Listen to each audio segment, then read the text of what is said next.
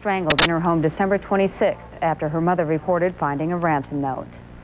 President Clinton is taking aim at teen pregnancies. In his Saturday radio address, the president hailed a decline in teen pregnancies and vowed the federal government will work for even greater reductions. We've made some significant progress in the effort against teen pregnancy in the last few years. With the new steps I'm announcing today, we'll continue our fight against children having children. All of you need to help us send the strongest possible message. It's wrong to be pregnant or father of a child unless you are married and ready to take on the responsibilities of parenthood. The president announced his strategy while vacationing on St. Thomas in the U.S. Virgin Islands. The Clintons will return to Washington tomorrow. Rebels holding 74 hostages in Peru's capital say there can be no solution to the 19-day standoff without dialogue. The rebels unfurled signs earlier today on the roof of the Japanese ambassador's residence where the hostages are being held. One calls on President Alberto Fujimori to talk with the rebels.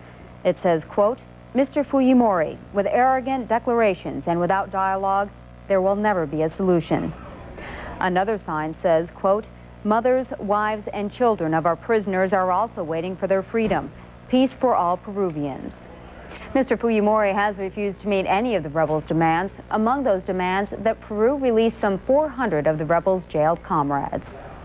I'm Denise Dillon in Atlanta. Our next news update is coming up in about half an hour. Your Health is next on CNN Weekend. On today's program, how drinking even small amounts can affect your memory. How to keep your New Year's resolutions from going the way of champagne corks and old paper streamers. Also, cholesterol levels. Who should and shouldn't worry about them? And some families think he's a miracle worker. Meet a doctor who tackles cases others have called hopeless. But you're fine.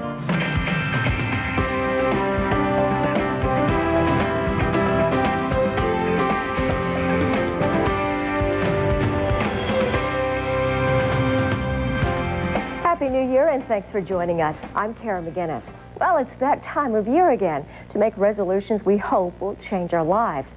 But promises are easier to make than to keep. CNN medical correspondent Andrew Holtz has tips for a healthier 1997. You're going to quit smoking, lose weight, and exercise more in the coming year.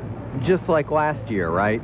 Well, surrounded by all the temptations of a post-Christmas mall, psychiatrist Jeff Kelsey says success comes from preparation, planning, and confidence. So get the person to tell me how confident they are, and until they're coming in at around 80–85%, we're going to have to go back and work on ways to increase their confidence. Such as planning a response to temptations. This man resolves to lose some weight. You thought of what sorts of things you're going to do when it's really tempting to get that food that you know you shouldn't be eating?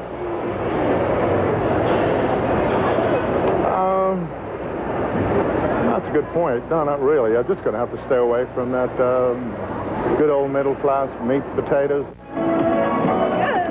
Don't set goals beyond reach. You know, if you say you're going to exercise every day no matter what, that's doomed to failure because something's going to come up and make it hard or impossible for you to exercise that day.